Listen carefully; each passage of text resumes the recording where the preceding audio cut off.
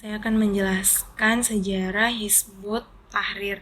Hizbut Tahrir adalah sebuah partai politik Islam yang pertama kali didirikan oleh Syekh Taqiyuddin An-Nabhani di kota Al-Quds yang berdiri pada tahun 1949 Masehi.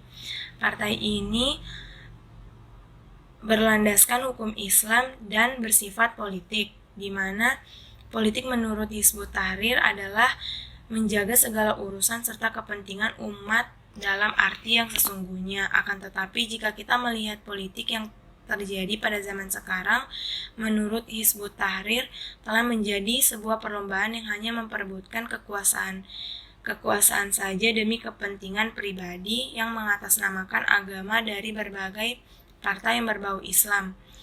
Pendirian partai politik ini bersamaan dengan aktivitas Syekh Taqiyuddin di Mahkamah Al-Istinaf yang berdasarkan dengan kegigihan serta ketekunan dia dalam mendirikan partai politik ini yang melakukan berbagai cara untuk meyakini setiap orang agar ikut bergabung dengan barisan Hizbut Tahrir.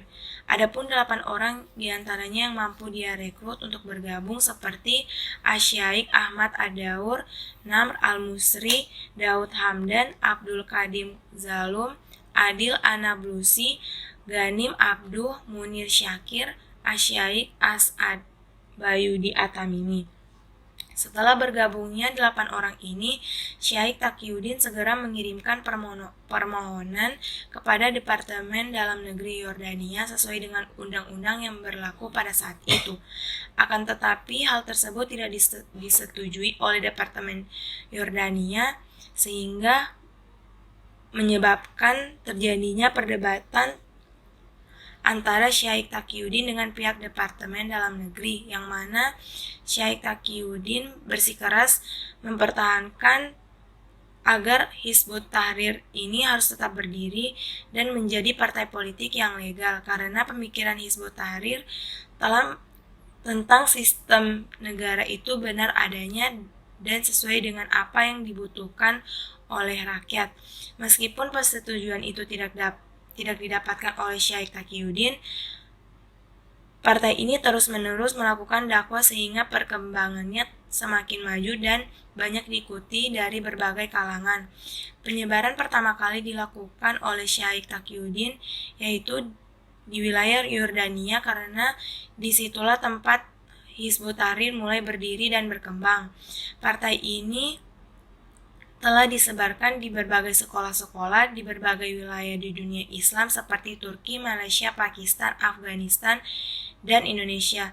Selain itu, partai ini juga melakukan penyebaran di negara non-Islam seperti Inggris, Denmark, Belanda, Swiss, dan Australia. Penyebaran tersebut dilakukan dengan melakukan dakwah serta penyebaran pemikiran-pemikiran terkait dengan Hizbut Tahrir. Latar belakang berdirinya Hizbut Tahrir. Hizbut Tahrir merupakan partai politik internasional yang juga merupakan sebuah partai politik Islam yang berfondasi ideologi. Ideologi tersebut adalah Islam karena Islam pada hakikatnya adalah sebuah akidah yang melahirkan peraturan untuk mengatur seluruh urusan negara dan umat, serta merupakan pemecah untuk seluruh masalah kehidupan. Tujuan Hizbut Tahrir sendiri mendirikan partai politik tidak lain adalah agar dunia kembali kepada cara hidup Islam, di mana pada era globalisasi dalam tatanan imperialisme dan kapitalisme mengakibatkan krisis identitas umat Islam di mana mereka seharusnya hidup dalam naungan nilai-nilai Islam, namun kenyataannya tidak, karena sekularisme yang dibawa oleh imperialisme telah memisahkan Islam dari kehidupan bermasyarakat dan bernegara, di mana akidah Islam hanya bersemayam dalam dada dan hanya sekali saja muncul di permukaan kehidupan. Hizbut Tahrir menjelma menjadi mediator bagi program kebangkitan bangsa-bangsa Islam untuk lepas dari sistem imperialisme dan juga membersihkan umat Islam dari sisa-sisa penjajahan. Di sini saya akan menjelaskan beberapa pemikiran dari Hizbut Tahrir. Yang pertama adalah akidah. Akidah menurut Hizbut Tahrir merupakan pondasi setiap umat manusia dan segala aspeknya yang tidak terlepas dari 6 poin yang ada dalam ajaran agama Islam, yakni iman kepada Allah Subhanahu wa taala, iman kepada malaikat-malaikatnya, iman kepada kitab-kitabnya, iman kepada rasul-rasulnya, iman kepada hari kiamat, dan yang terakhir ialah iman kepada qada dan qadar. Termasuk dalam hal ini urusan bernegara haruslah dengan berakidah sesuai dengan 6 poin ini sendiri. Dan yang kedua, fikih menurut Hizbut Tahrir. Fikih menurut Hizbut Tahrir merupakan suatu ilmu yang wajib dipelajari karena hal ini merupakan kebutuhan bagi setiap umat muslim yang menjalankan kehidupannya. Menurut Hizbut Tahrir, ilmu fikih umat muslim ini tidak terlepas dari empat imam yang telah dijadikan sebagai patokan dalam menentukan hukum, seperti fikih dengan faham Imam Syafi'i, Imam Hanafi, Imam Hambali, dan Imam Abi Hanifah. Sedangkan menurut pemikiran Hizbut Tahrir mengenai jual beli ialah tidak boleh dengan sistem kredit, karena menurutnya kredit merupakan adanya akad di atas akad. Kemudian yang terakhir, pemikiran mengenai pernikahan. Syarat pernikahan menurut Hizbut Tahrir merupakan harus meliputi 4 syarat. Syarat ikad, yaitu antara ijab dan qabul, harus dilaksanakan dalam satu tempat yang sama. Sekian pemikiran dari Hizbut Tahrir saya presentasikan. Terima kasih. Di sini saya akan membahas mengenai keanggotaan Hizbut Tahrir. Pada setiap partai politik itu memiliki anggota. Nah, anggota merupakan pergerakan setiap bidang organisasi. Salah satunya itu anggota keorganisasian dalam berpolitik agar setiap aktivitas itu berjalan sesuai dengan anggota pada bidang masing-masing, termasuk itu pada organisasi Hizbut Tahrir ini. Hizbut Tahrir itu memiliki anggota dengan beberapa aktivitas, diantaranya itu berdakwah sesuai aturan Islam agar kondisi masyarakat yang telah rusak itu berubah menjadi masyarakat Islam. Dalam hal ini, Hizbut Tahrir ketika memilih keanggotaannya tidak atas dasar keturunan maupun fisik dan jabatan. Bagi Hizbut Tahrir semua sama, tanpa ia membeda-bedakannya. Karena Hizbut Tahrir itu memandang dan menilai menggunakan tata cara Islam. Selain itu juga Hizbut Tahrir merupakan partai untuk seluruh kaum muslim.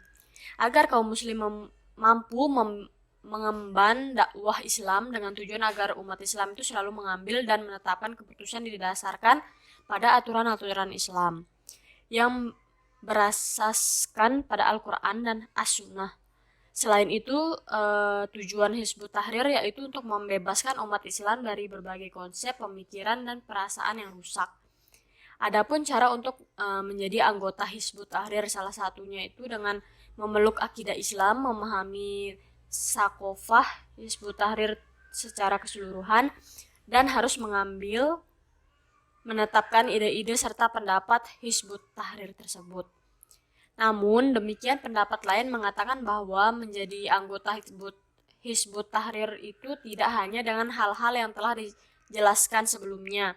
Akan tetapi ada syarat khusus yang telah ditemukan, diantaranya itu anggota laki-laki dan perempuan umurnya tidak kurang dari 15 tahun, tidak melakukan hal-hal bertentangan dengan Islam termasuk dengan anggotanya dalam Hizbut Tahrir, serta tidak terikat menjadi anggota partai, organisasi, lembaga atau gerakan politik di luar Hizbut Tahrir tersebut.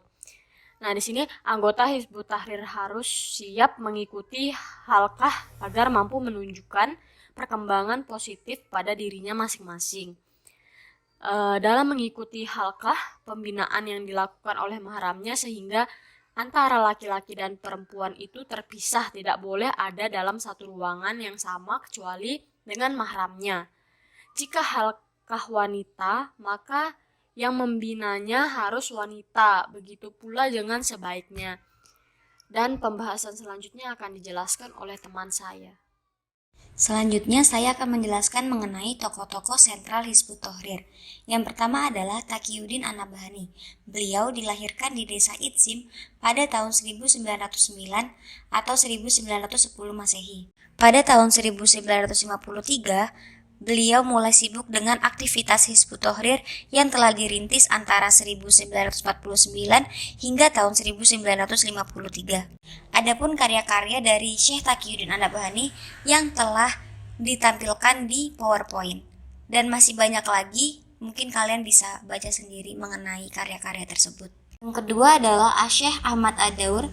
Beliau lahir pada tahun 1909 Masehi. Merupakan salah satu tokoh pertama yang dikontak oleh Syekh Taqiyuddin An-Nabhani. Beliau menduduki jabatan sebagai anggota parlemen, mewakili distrik Tulkaram dan Kolkiliyah, dan jabatan tersebut dijadikan suatu kesempatan dan peluang untuk menjelaskan tentang Hizbut Tahrir dan bagaimana sistem pemerintahan yang akan dibangun oleh Hizbut Tahrir. Namun pada jabatan berikutnya beliau tidak berhasil dan tertangkap di penjara, dan pada tahun 1967 beliau berusaha melakukan revolusi. Namun apa yang telah direncanakannya itu terungkap hingga dia dijatuhi hukuman mati.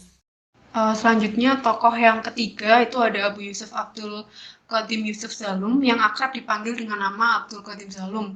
Beliau lahir pada tahun 1923 Masehi di kota Al-Khalil, Palestina. Beliau tumbuh dan besar di kota tersebut dan dalam asuhan keluarga yang sangat taat terhadap ajaran agama. Dalam menjalankan amanat yang telah diterimanya, dia begitu sabar dan tekun serta melaksanakan tugas-tugasnya dengan sempurna, sampai kemudian dia melepaskan kepemimpinannya pada bulan Muharram 1424 Hijriah atau bertepatan dengan bulan Maret tahun 2003. Nah, karya-karya Syekh Abdul Qadim Zalum ini bisa dilihat di slide ini. Kemudian yang keempat ada tokoh sentral Hizbut Tahrir yaitu Abu Yasin atau bin Khalil Abu Arushta yang akrab dipanggil dengan atau Khalil. Dia terlahir dari keluarga yang biasa saja dalam memahami agama seperti pada masyarakat umumnya. Dalam perjuangannya di jalan Allah tidak semudah yang dibayangkan. Dia pernah beberapa kali keluar masuk penjara dalam waktu yang berbeda-beda, namun dia tetap istiqomah untuk tetap bersama dengan Hizbut Tahrir hingga pada akhirnya dia masuk dalam seluruh tingkatan organisasi dan administrasi. Nah, karya-karya Syekh atau Khalil ini bisa dilihat pula di slide ini.